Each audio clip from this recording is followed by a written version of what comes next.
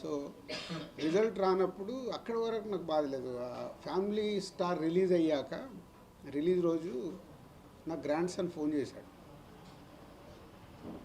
వాడికి మరి ఎలా చెప్పారో ఏంటో తెలియదు, తాత చాలా అప్సెట్లో ఉన్నావంట, నువ్వు అప్సెట్ అవ్వకు, ఎందుకంటే నీ చేతిలో గేమ్ చేంజర్ ఉంది, నువ్వు గేమ్ చేంజర్ కొడతావని. ఇట్స్ ఎమోషనల్ మూమెంట్ ఫర్ మీ.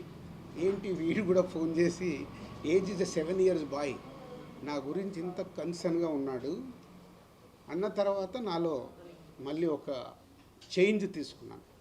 నేను ఒక 7 years బాయ్ కూడా అడుగుతున్నాడు ఇలా అని అంటే ఏంటి, ఎక్కడ ఇన్స్పైర్ అవ్వాలి. సో సినిమాలు మళ్ళీ పాత రోజుల్లాగా నేను ఎక్కడ మిస్ అవుతున్నాను, ఎలా పట్టుకోవాలి అని ఒక టార్గెట్ స్టార్ట్ అయింది. నాట్ ఓన్లీ ఆరాంష్, వాడి పేరు, మై గ్రాండ్ సన్ పేరు ఆరాంష్ అని కాదు, చాలామంది ఏమైంది సార్ మీడియా మిత్రుల్లో ఉన్నా, మీ సినిమాలు రావట్లేదు, మీకు రిజల్ట్ వస్తలేవు, దిల్ రాజు జడ్జిమెంట్ అయిపోయిందా, ఇలా రకరకాలుగా శ్రేయోభిలాషులు మాట్లాడడం కావచ్చు, ఇండైరెక్ట్గా మాట్లాడడం కావచ్చు, చెవున పడుతూ ఉంటాయి. ఆ టైంలో నాకు ఒక ఫియర్ స్టార్ట్ అయింది. అరే నిజంగా నా జడ్జిమెంట్ పోయిందా, నిజంగా ఇంకా నేను రైట్ సినిమాలు ఇవ్వలేనా, లేదు కాంబినేషన్కి వెళ్ళిపోవాలా. ఇలాంటి టైంలో ఒకరోజు అనిల్ రావిపూడి కూడా ఇట్లా నా క్లోజ్ ఉండే డైరెక్టర్స్తో కాన్వర్సేషన్ స్టార్ట్ అయింది. సార్ ముందు ఉన్నదానికి ఇప్పటికీ నాలో ఏదో తేడా కనిపిస్తుంది, మీ అబ్జర్వేషన్ ఏంటి, నా క్లోజ్ ఉన్న వాళ్ళకి.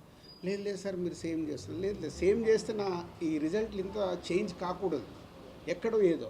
మా శిరీష్ గారు ఇక చెప్తూనే ఉంటారు, లేదు లేదు నువ్వు ఓవర్లోడ్ అవుతున్నావు, ఓవర్లోడ్ వల్ల యు ఆర్ నాట్ కాన్సన్ట్రేటింగ్. న్యాచురల్గా పండ్లు పెరిగినప్పుడు వర్క్ స్ప్లిట్ అయిపోతుంది అది ఎవరికైనా. నా పరిస్థితి కూడా అలాంటిది. లేదైతే I want is a steam line, దేనికి ఎలా చేయాలి అని. సో ఎప్పుడు ఇక్కడ సినిమా ఫీల్డ్లో సక్సెస్ ఉంటేనే వాల్యూ ఉంటుంది, అది ఎవరికైనా. మనం గతం కూడా చూస్తూనే ఉన్నాం.